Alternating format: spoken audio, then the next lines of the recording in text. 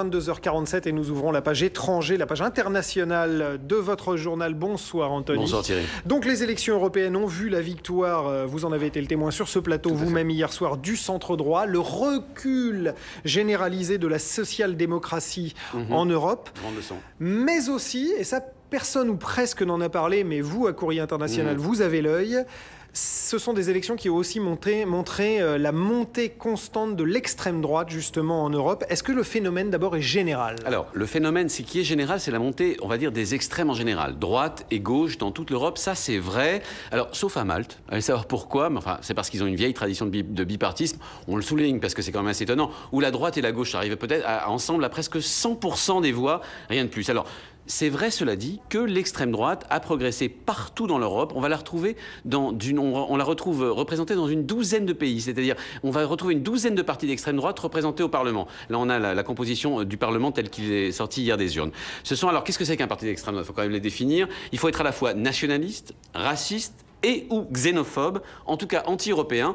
Un cocktail des quatre, c'est pas mal, ça le fait. C'est bien. Voilà, c'est un record. Jamais autant de partis d'extrême droite ont été représentés au Parlement européen. Et donc on les trouve où? Absolument partout, à l'Est comme à l'Ouest. On les retrouve en Autriche où ils ont tenu 18%, au Danemark où ils ont tenu 15% avec le Parti du peuple danois, les Pays-Bas, grosse surprise avec Geert Wilders, 17%, la Hongrie 15%, la Roumanie 7%, la Slovaquie 5,5% et même encore la surprise de la soirée, la Grande-Bretagne 6,5% avec le British National Party. C'est vraiment un événement là-bas. Et en même temps, on n'a pas l'impression qu'il y ait grand-chose qui les rassemble, ces différents mouvements. Alors ça, c'est le moins qu'on puisse dire. Parce que, par exemple, essayer de trouver des points communs entre l'extrême droite slovaque qui est et qui a bâti sa popularité sur la haine des Hongrois et l'extrême droite hongroise qui, justement, se nourrit de cette haine-là. Ensuite, le seul point commun qu'on peut envisager, c'est le simple fait qu'ils soient simplement strictement nationaux. Leurs programmes sont uniquement et strictement nationaux. C'est ce qui fait, au fond, qui les rend si différents. Qu'y a-t-il de commun, par exemple, entre les indépendantistes flamingants du Vlaams Belang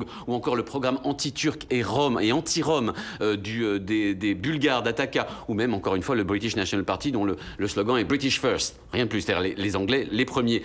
Le seul danger, c'est qu'en fait, tous ces extrêmes puissent se rassembler, au fond. Parce que si vous rassemblez extrême droite, extrême gauche, souverainiste, en fait, l'espèce de nébuleuse de gens qui sont opposés à l'Europe, sur un projet comme par exemple le traité de Lisbonne, vous obtenez, regardez bien, 180 députés. La nébuleuse souverainiste, de droite comme de gauche, 180 députés, c'est-à-dire le deuxième parti.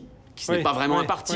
Ils ne seront jamais en coalition. Enfin, la deuxième force du Parlement européen après le PPE. Dans une nébuleuse comme ça, il y a toujours des bizarreries. Il y en a forcément cette année. Ah bah oui, il y a d'abord Jean-Marie Le Pen. Jean-Marie Le Pen, doyen. Le doyen, il a 81 ans, ça va être le doyen de l'Assemblée. Et donc c'est lui qui risque de présider la session inaugurale du prochain Parlement. Vous imaginez la tête des Allemands si c'est Jean-Marie Le Pen qui monte à la tribune. Ils vont trouver une solution. Ils vont trouver une solution, c'est sûr. Ça s'est passé une fois en 1989, souvenez-vous, avec Claude Autant-Lara, qui à l'époque avait été élu sur une liste FN, qui avait prononcé un discours épouvantable. La moitié du Parlement s'était vidée. Et puis je vous en ai retenu un quand même. Il s'appelle Alfred Rubiks. C'est un élu letton. Il a été élu par la minorité russophone en Lettonie. C'est un type assez extraordinaire parce que d'abord, il a fomenté un coup d'État contre l'actuel gouvernement letton. Et ensuite, il a passé pas moins de 3 ans en prison quand même, notre ami letton.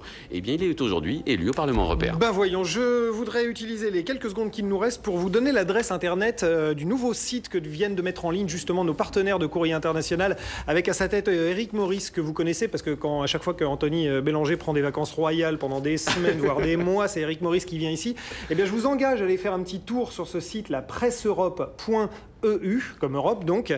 C'est en gros, le principe, c'est un peu un courrier international sur le net, gratuit.